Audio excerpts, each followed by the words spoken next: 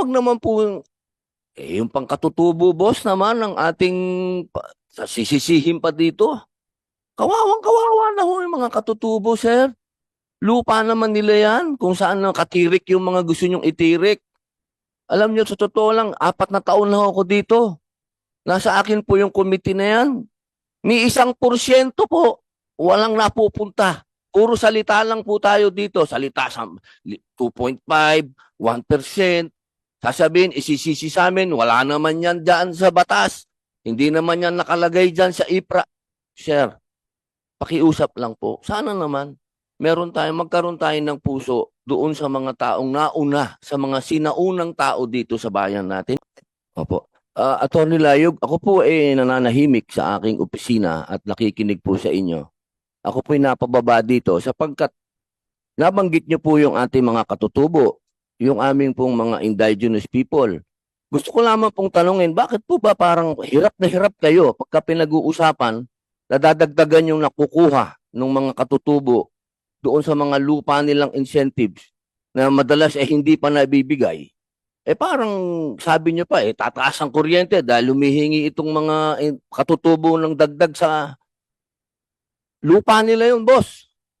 Sasabi mo lang dito kanina, magbibigay kayo ng incentive dun sa mga maglalagay ng roof ng solar. Etong katutubo, hirap na hirap pa tayong tulungan yung katutubo natin, Atty. Layog. Madam Chair, if I may respond to that. Actually, the Honorable Senator, hindi naman ho kami pumapalag sa pagbigay ng incentives, no? Sabi nyo kasi kanina Sabi nyo, boss, Tinaas po. tataas ang kuryente pagka tinaas yung percentage. Alam niyo po ba sa pag-aaral namin dito, karamihan ng katutubo natin hindi pa nakukuha yung percentage na yan? Yes, Madam Chair. Actually, again, we are not saying that they should not get their incentives, no, or their share. Ang amin lang po sinasabi kasi ang pagtaas to 5%. Bukod sa pagtaas po ng 2% government share. So pataas na ho ng pataas, no? So there must be a way where we can balance getting incentives and share of not just the LGUs but also the IPs na nakalagay naman po sa batas. Yun nga po ang point sana, sir. Maganda po yung hearing po ninyo. Matiwasay akong nakikinig dahil ang gaganda po ng mga plano. Isa lang naman po ang hingin natin. Huwag naman po yung pangkatutubo, boss naman ng ating sisisihin pa dito. Kawawang-kawawa na ho yung mga katutubo, sir. Lupa naman nila yan kung saan nakatirik yung mga gusto nyong itirik. Alam nyo, sa totoo lang, 4 na taon na ako dito.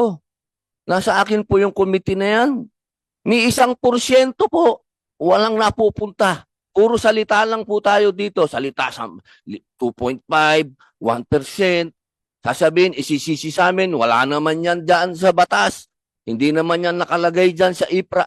Sir, pakiusap lang po. Sana naman, magkaroon tayo ng puso doon sa mga taong nauna, sa mga sinaunang tao dito sa bayan natin. Hindi ko po kayo inaano, sir, ha? Ako po yung mapakaganda po ng presentasyon nyo. Sana lang po ma-rephrase natin minsan yung ating pananalita pagdating po sa mga katutubo. Dahil kung sino po dapat ang unang makinabang dito, sir, nakikiusap po ako. Bilang inyong kapatid, ay nakikiusap po ako kung sinong unang dapat makinabang dito sa lahat ng ito, yung mga katutubo, sir. Yun lamang po, sir. Wala naman po akong ano. Maraming salamat po, Chair. Madam Chair, pandagdag lang sa sinasabi ni Senator Robin.